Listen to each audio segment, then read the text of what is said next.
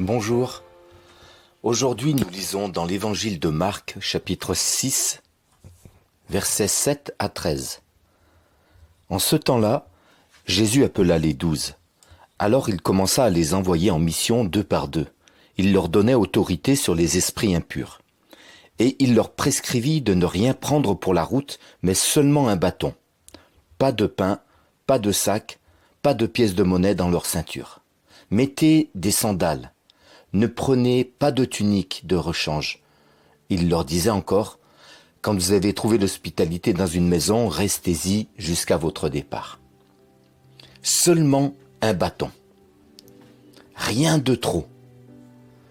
Jésus nous appelle et nous envoie pour annoncer son amour.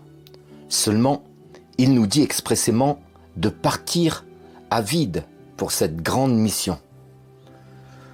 Beaucoup seraient tentés de se préparer longuement, faire une école biblique, apprendre à témoigner en 3 points et 7 contre-arguments. Comprends-moi bien, je ne suis absolument pas contre l'étude et la préparation. Ce que Jésus veut nous dire, je crois, c'est que le sentiment d'assurance nous viendra de lui. Quand nous nous mettrons en route avec notre bâton. Le bâton est le symbole de l'appui. Les marcheurs l'utilisent souvent car il permet de répartir l'effort. C'est presque une 3e jambe. Cela nous rappelle que Jésus marche à nos côtés, qu'il nous accompagne sur le chemin du témoignage. N'a-t-il pas dit « Je suis avec vous tous les jours ». L'évangile de Marc se termine ainsi. Les apôtres s'en allèrent prêcher partout. Le Seigneur travaillait avec eux et confirmait la parole par les miracles qui l'accompagnaient. Le bâton est le symbole de l'appui, mais il est aussi le symbole de la protection. Jésus est notre défenseur.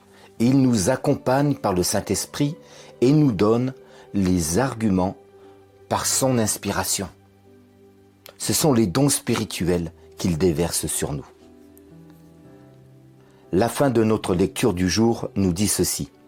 Si dans une localité on refuse de vous accueillir et de vous écouter, partez et secouez la poussière de vos pieds, ce sera pour eux un témoignage.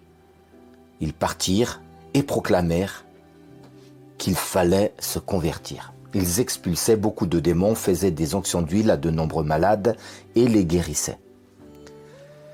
Jésus ici nous soulage même de toute responsabilité quant au résultat. Ils lui appartiennent.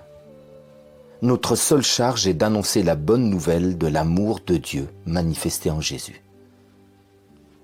Sois béni aujourd'hui et fais-moi savoir comment le Seigneur t'a permis d'être un témoin en ce jour. À bientôt.